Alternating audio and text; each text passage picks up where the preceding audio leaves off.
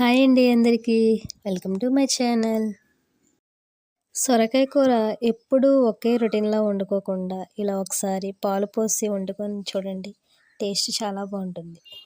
Stove వెలిగించుకొని దాని మీద కడాయి పెట్టుకొని దాంట్లో కొంచెం ఆయిల్ పోసుకొని అది హీట్ అయిన తర్వాత జీలకర్ర వేసుకొని ఫ్రై చేసుకోవాలి. నా దగ్గర తాలింపు దినుసులు లేవు కాబట్టి నేను స్కిప్ చేసుకున్నాను. ఉంటే మీరు వేసుకోవచ్చు.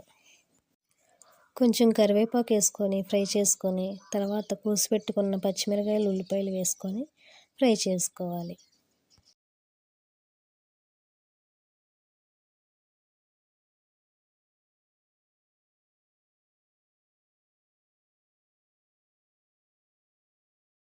ఉల్లిపాయలు మగ్గిన తర్వాత ముందుగా కోసి పెట్టుకున్న సొరకాయలను వేసుకొని అటు ఇటు తిప్పుకోవాలి.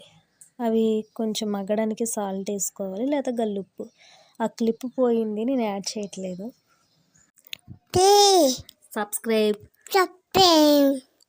మన ఛానల్ని కొంచెం సబ్స్క్రైబ్ చేసుకోండి. మా బాబు చూడండి ఎంత క్యూట్గా అడుగుతున్నాడో. మా బాబు కోసమైనా సబ్స్క్రైబ్ చేసుకోండి కొంచెం ప్లీజ్.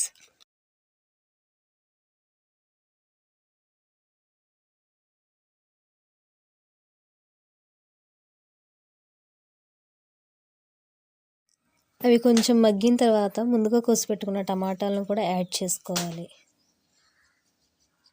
యాడ్ చేసుకున్న తర్వాత అవి కూడా అటు ఇటు తిప్పుకొని మూత పెట్టేసుకోవాలి.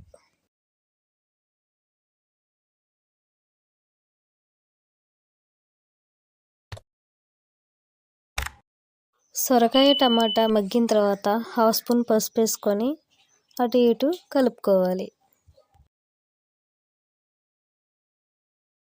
కలుపుకున్నాక టేస్ట్కి సరిపడినంత కారం యాడ్ చేసుకోవాలి.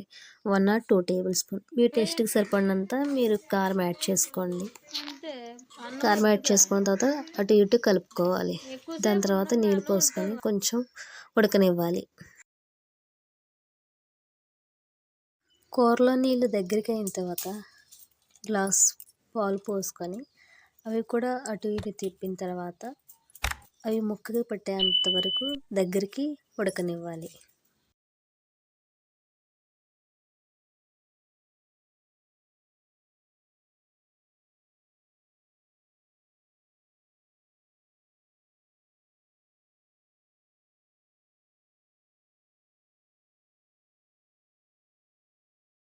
లాస్ట్లో కొంచెం సాల్ట్ యాడ్ చేసుకున్నాను, ఎందుకంటే నాకు ఆ సాల్ట్ సరిపోలేదు.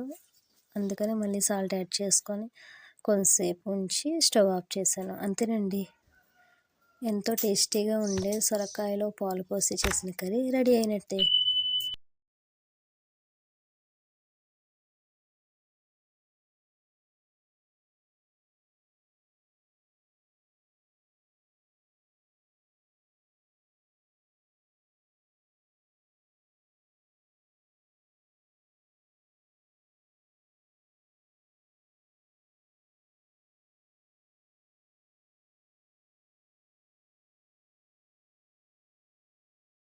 ప్లీజ్ అండి, ఇంకా ఎవరైతే మన ఛానల్ని విజిట్ చేయలేదో వెంటనే వెళ్ళి మన ఛానల్ చూసి సబ్స్క్రైబ్ చేసుకోండి, లైక్ చేసి షేర్ చేయండి.